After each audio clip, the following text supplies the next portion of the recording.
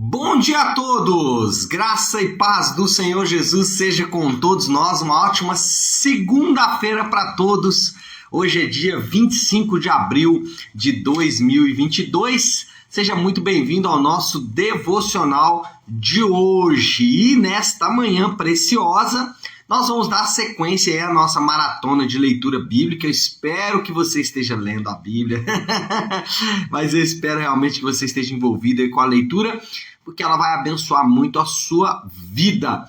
E hoje nós vamos falar de Deuteronômio 16, 17 e 18, dando sequência aí na leitura do livro de Deuteronômio. Vamos falar sobre amor a Deus, mas permita-me ler aqui um texto que está em Deuteronômio 16, finalzinho do 16, ali, versículo 22 e 23. Diz assim, Deuteronômio 16, 21 e 22. Não ergam nenhum poste sagrado além do altar que construírem em honra ao seu Deus. Não levantem nenhuma coluna sagrada, pois isso é detestável para o Senhor, seu Deus. O que acontece, gente? Quando a gente está lendo aqui, lá desde o capítulo 10, 11, Moisés meio que começou a fazer uma revisão completa da lei. Ele começou a falar alguns pontos da lei que são importantes. E aqui, nesses capítulos, ele está dando sequência nisso. Por exemplo, no capítulo 16, ele está falando da Páscoa, ele está falando da festa das semanas, da festa das cabanas. No capítulo 16, ele está falando dos juízes e suas funções.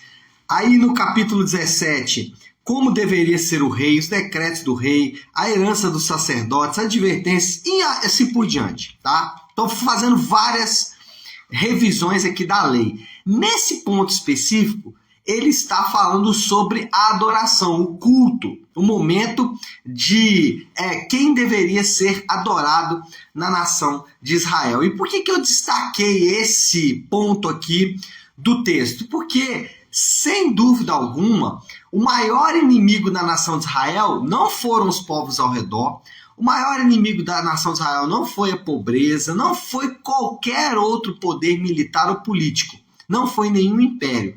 O maior inimigo da nação de Israel foi, durante toda a sua existência, no formato que a gente tem na Bíblia, foi exatamente a idolatria. A idolatria constituiu o pior inimigo de Israel. E aí é esse texto que a gente está falando aqui, que é sobre a idolatria.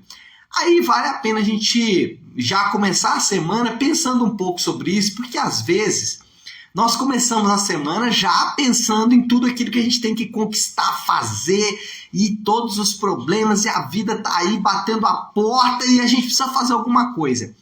Mas só que é importante a gente entender qual deve ser o nosso nível de envolvimento com essas coisas e com Deus, porque senão nós vamos estar como a nação de Israel, fazendo, construindo, mas estamos construindo postes ídolos aqui, estamos construindo colunas sagradas a outros deuses. Então vamos falar um pouco de idolatria. O que é idolatria? Grosso modo, idolatria é qualquer coisa que ofereça satisfação à parte de Deus. Isso é idolatria. Qualquer coisa que ofereça satisfação e que não seja Deus, isso é idolatria. Moisés, nesse texto, ele fala que nada, absolutamente nada, pode substituir o Senhor. Você vai se lembrar que Jesus disse, sem mim nada podeis fazer. Sem Deus, nós não podemos fazer nada. Pedro, certa vez, desafiado por Jesus, disse, para onde nós iremos se só o Senhor tem palavras de vida eterna? Basicamente, isso resume alguém que adora apenas a Deus, ou que centra a sua vida, a sua satisfação em Deus. Quem não caminha nessa direção, está caminhando por uma direção de idolatria. Eu me lembro de uma oportunidade onde eu tive fazendo uma visita para uma senhora que tem até um grau de parentesco importante comigo, e essa senhora ela tinha lá uma estátua que ela adorava. E eu perguntei, mas me explica aqui por que dessa estátua aqui. Era uma estátua de uma mulher muito conhecida no Brasil. E aí ela me disse, olha, essa estátua aqui é o seguinte, quando eu quero alguma coisa de Deus, eu peço para a pessoa que representa essa estátua. porque eu não tenho condições, eu não posso, ou não lembro direito o que ela falou que ela não podia fazer, mas ela disse que ela pedia para a pessoa que representava aquela estátua para Deus, em vez de pedir direto para Deus. E eu disse, mas por que você não pede direto para Deus? Aí ela disse, não, mas é porque eu não tenho condições, eu não posso entrar diante de Deus. Então, qual é o ponto aqui? O ponto é mostrar que, de forma muito sutil, nós vamos colocar coisas no lugar de Deus. No caso dessa senhora aqui, era essa estátua de uma mulher muito conhecida no Brasil, mas pode ser outras coisas. A gente pode arrumar substitutos para Deus. Moisés fala sobre isso aqui, sobre construir estátuas. Mesmo que sejam, a gente dá aquela desculpa, não, isso aqui é só uma representação e tal. Não, nós não precisamos de representação. As imagens que nós precisamos, o Senhor Jesus deixou para nós. As imagens que nós precisamos é o batismo e a ceia. Não precisamos de mais nenhum representante. Nós agora temos a visão perfeita. Nós temos a imagem perfeita, que é o próprio Senhor Deus. É o próprio Senhor Jesus, que é a expressão exata do ser de Deus. Então não precisamos mais de representantes. Isso é idolatria. Colocar a sua fonte de satisfação em qualquer coisa à parte de Deus. Em segundo lugar, idolatria pode ser coisas boas. É verdade.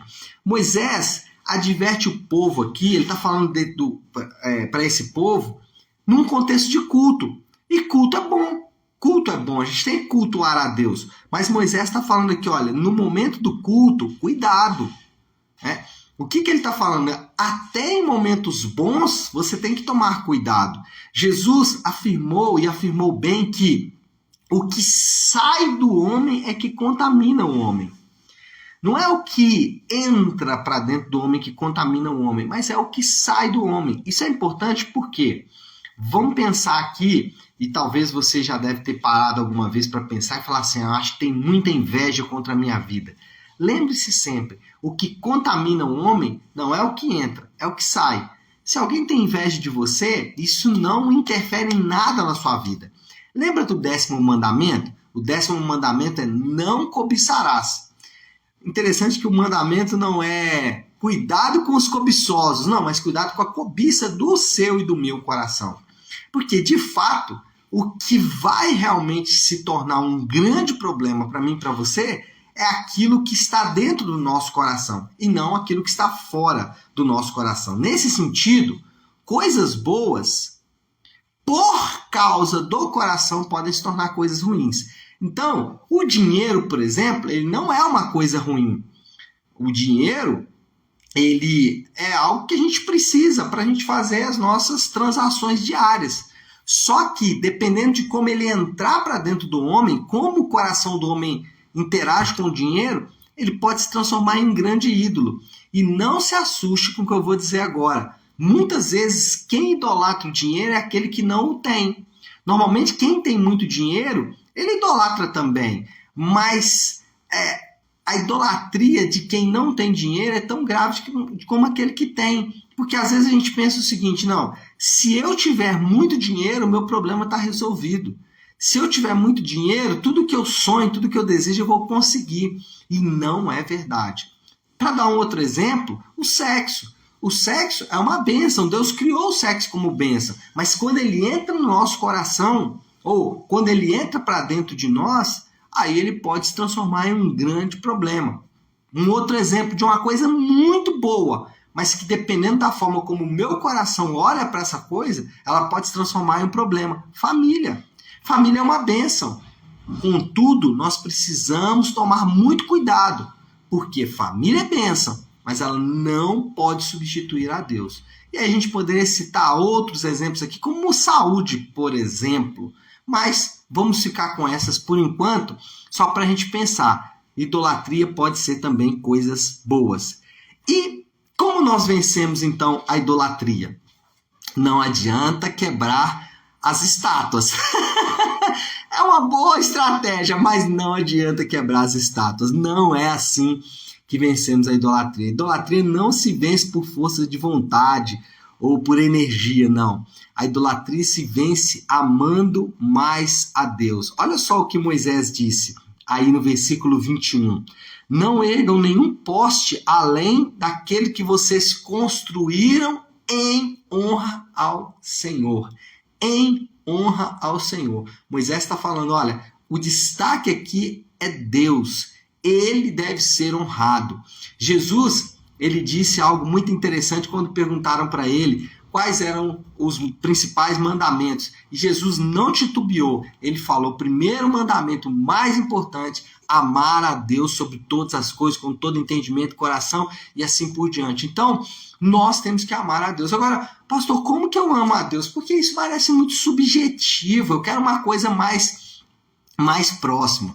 Eu costumo dizer que a vida com Deus, ela não é e aí você pode aplicar isso para vários aspectos, mas a vida com Deus não é um monte para subir, é um palácio para habitar, ou seja, nós somos chamados para ter intimidade com Deus. Como eu tenho intimidade com Deus? Como eu conheço melhor a Deus? Porque conhecer a Deus é o que derrota a idolatria. Como eu conheço mais a Deus? Intimidade com Deus só vem através da oração. Concentre-se em orar por tudo.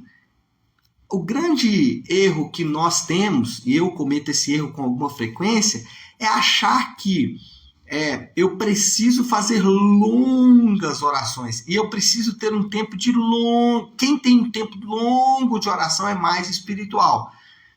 Ter um tempo longo de oração é muito bom, é importante. Se você conseguir, se você faz isso, continue fazendo. Mas se você não faz, o importante não é a quantidade de tempo em oração, mas é principalmente orar por tudo. Então, ore ao acordar de manhã, ore ao dormir à noite, ore no almoço, ore antes de ler a Bíblia, ore depois de ler a Bíblia. Enfim, ore em todo o tempo. Está angustiado, ore. Está feliz, ore. Ore. Oração é fundamental para a intimidade com Deus, mas não pare na oração.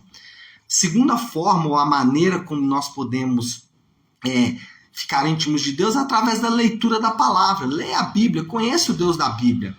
Conheça o Deus que se revela através das Escrituras. Então você precisa ler a Bíblia, você precisa conhecer a Bíblia, conhecer os detalhes, conhecer as histórias, conhecer os personagens, conhecer o que está por trás, conhecer principalmente o Cristo revelado nas Escrituras, do Antigo e do Novo Testamento. Mas Jesus, onde Cristo é revelado no Antigo Testamento? Em todo o Antigo Testamento. Então, conheça mais a Bíblia. Mas você também alcança intimidade com Deus em comunhão com os irmãos da igreja local. Mas como assim eu vou conhecer a Deus em comunhão com os irmãos da igreja local? Sim, porque é nas experiências boas e ruins dos irmãos da igreja que você é edificado. Por isso que o Novo Testamento incentiva muito a vida comum da igreja. Os irmãos da igreja de Atos, eles não tinham aquela vida comum porque simplesmente gostavam. Não, porque aquilo também era importante para a saúde espiritual deles. E nós estamos negligenciando isso. Todos nós queremos uma igreja como a igreja de Atos. Todos nós falamos, nossa, mas a igreja de Atos é perfeita. Mas nós não estamos dispostos a nos envolver como os irmãos da igreja de Atos se envolviam. Os irmãos da igreja de Atos, eles se envolviam 24 horas do seu dia com a igreja local. Talvez você não consiga envolver tanto assim, mas você precisa envolver mais. E isso não é uma questão de escolha apenas, é uma questão simplesmente de uma ordem. Nós temos que nos envolver com a igreja local. E uma quarta forma aqui, dentre várias, para se ter intimidade com Deus, é através do evangelismo. Quando evangelizamos e quando a gente vê Deus salvando pessoas, isso é poderoso para nos dar intimidade com Deus, para nos conhecer, para conhecermos melhor a Deus. Por quê? Quando vemos Deus salvando pessoas, é literalmente enxergar a obra consumada de Cristo na cruz do Calvário acontecendo. Por isso que a evangelização ela é fundamental para a intimidade com Deus, porque conhecendo ou vendo Deus salvar, vamos conhecer mais quem Deus é. Moral da história, vamos aí caminhar para o fim, porque eu já estou estourando meu tempo. Moral da história, nosso coração é uma fábrica de ídolos. Portanto, essa frase não é minha, essa frase de Calvino, nosso coração é uma fábrica de ídolos, portanto, encha o seu coração de Deus. Nosso coração é uma fábrica de ídolos, então coloca Deus aí dentro para gente, ou para que o meu coração e o seu possam parar de fabricar deuses. E o desafio, então, qual é a aplicação final aqui para a gente poder orar? A aplicação é: como posso melhorar a minha intimidade com Deus? Eu falei aqui de 4 tarefinhas: oração, leitura da palavra, envolvimento com a igreja local e evangelismo. Desses 4 aí, qual que está precisando melhorar? Ou é os 4? Comece a semana se perguntando isso.